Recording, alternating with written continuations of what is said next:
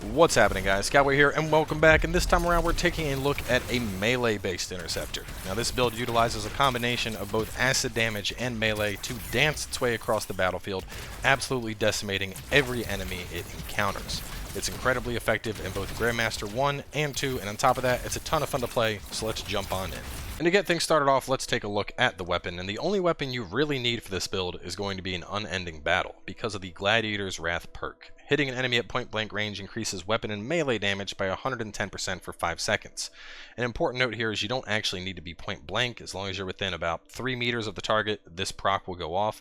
And what's great about that is as you're approaching the target, you pop them a couple times with unending battle, and then you jump into your melee, which is amplified by that buff.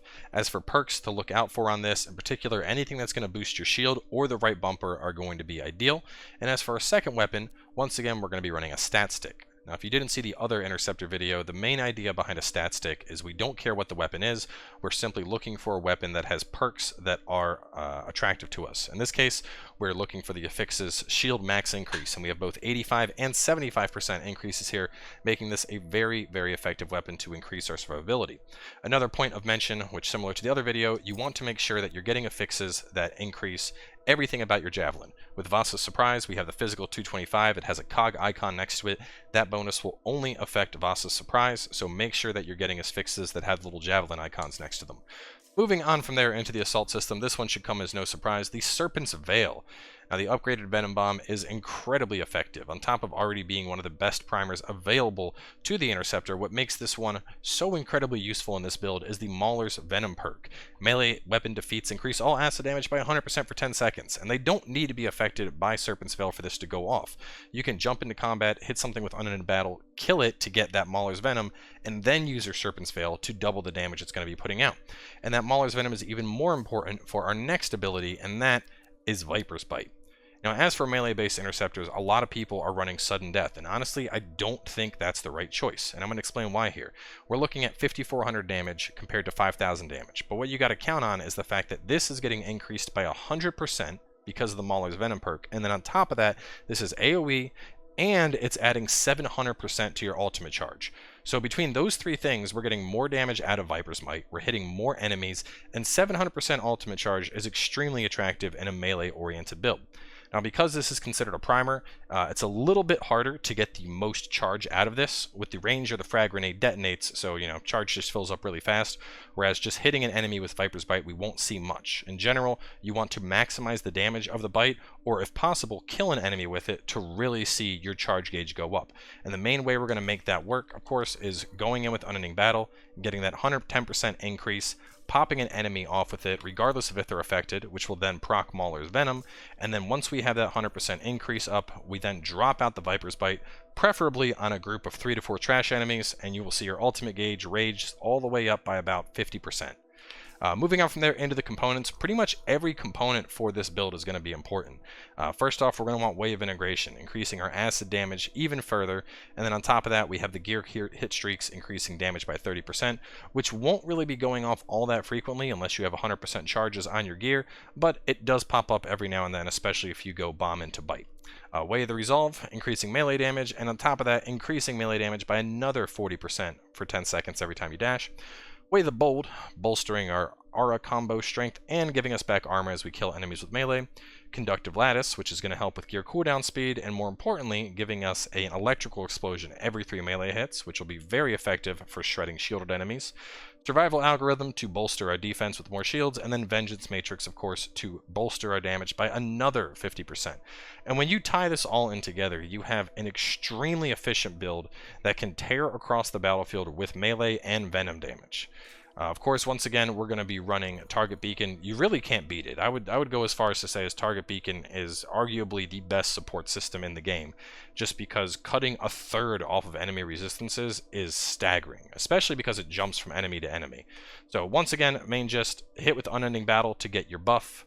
That buff will trigger the bonus on the bomb, and then we're going to go in with Viper's Bite to get our ultimate. And when this all comes together, it weaves into an absolutely beautiful display of venom and melee as you dance across the battlefield, murdering all of your foes. So jumping on into the gameplay, a couple things to remember here. This is obviously an ultimate-oriented build, so don't be afraid to pop your ultimate pretty much as you can. You're going to be getting it up. I mean, pretty much every group of enemies, you'll get your ultimate back up. So, don't be shy about usage of it. And on top of that, I think another important thing to mention with the Interceptor ultimate is you want to try to skip between as many enemies as possible while it is active.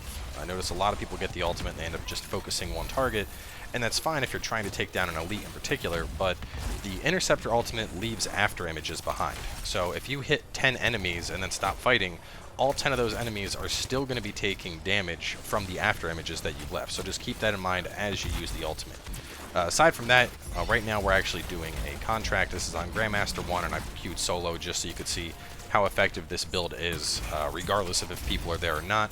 And I'd say this is a pretty good showcase of just how effective it is. You notice we're weaving in our Venom's Bite to get big chunks into our ultimate. We got that back up already. In general, before you use it, it's always good to try and toss out a Venom Bomb, as well as using your support item just to have more damage on the field when you use it. And other than that, I mean, there's not much to this build.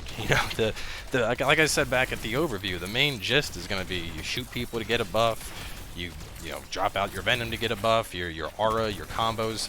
It's a very straightforward build to play, but despite that, it is incredibly effective and has a lot of damage potential.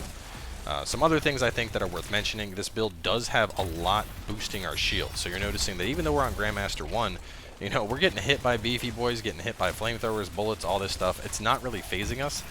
But an important thing to remember is that we have not a lot of health. So a big point I'm making here is keep your shields up. If your shields go down, I mean, you have a triple dash. Don't be scared to jump out of combat, get in cover, get those shields back up, and then jump back into the fray. Because if you go down to health and you don't have your ultimate available to pop for a full heal, you're gonna have a bad time. On the note of an ultimate, another thing that's important I think to note here, because you're getting your ultimate up so frequently, is even though the Interceptor ultimate is a offensive monster, because you have invincibility while it's up, don't be scared to use your ultimate to res teammates. If your whole team is down and you have your ultimate, 100% you're better off popping it and looking to heal people versus popping it and trying to do damage, because nothing can hurt you and you can res people uninterrupted, which needless to say is super, super awesome. Just to showcase some more specifics here, here's a good example of pretty much a perfect opener. We're going to go ahead and kill that guy, get our Mauler's Venom, drop out our Bite, and you can see just how much the ultimate gauge went up. We started this engagement with half of the ultimate bar, and it's been roughly 10 seconds, and we already have the ultimate up again. And even then, I do think that while I mentioned, don't be shy about using your ultimate, you do want to at least make sure there's stuff worth killing. I'm not going to pop it on just trash, because I'll kill the trash regardless of if I have it up or not. Additionally, I think a fun trick to mention with the ultimate is anytime it's up, enemies that are flying, if you jump into your melee, kind of how you see me doing right now, you'll be able to just chain repeat that melee air slash, and you can easily do it long enough to where you knock that thing out of the air. Regardless of if it's a legendary Dominion Storm or whatever the case is, it will fall from the air, and at that point it's just going to get shredded. So for the last clip here, we're taking on two different legendary Scars, a legendary Scout as well as a legendary Beefy Boy. And you can kind of see how the build handles against stronger elite enemies. The Scout isn't going to be hard, especially because we have that extra electrical damage. We're going to very quickly shred him. Even if he's flying, we could shoot him down, do our burst right there. You see the Venom's Bite, pretty much chunking him and taking him on out. And then even against a Beefy Boy, if you have your ultimate will just completely tank through these guys. If you don't, the best thing to do is going to be just kind of dash around them and keep your melee going. And I think these guys can be kind of a pain in the ass in general to kill if you don't have ice, because you can't freeze them up. And despite that, we're able to, for the most part, just dash, avoid the shield slams, and still shred them. So before we wrap this one on up, the last thing I want to talk about are some Interceptor movement-based tips. The first is going to be the melee dash cancel, which is what you see me doing right now in flight. And once you get this down, you're effectively able to just go a lot farther, a lot faster while flying. The basic gist is while you're flying, you're going to hit your melee, triple dash, and then you go back into flight. You can infinitely loop this to just, shoot around the battlefield while flying, leave all your allies behind, and effectively force them into load screens. But you shouldn't do that. Don't force them to load screens. But it does allow you to go really fast. So once again, while you're flying, melee, triple dash, and then do it. And when you go fast enough, you don't even really get the you don't even really see the animation. The other is while you're on the battlefield, just for some more horizontal coverage, you're going to go jump dash melee, and then a double jump, and then a triple dash. So by comparison, if you just do like a jump dash and then a couple hops, yeah, you cover some distance. But if you go jump dash melee and then go into your jumps, you'll notice you cover a lot more horizontal distance.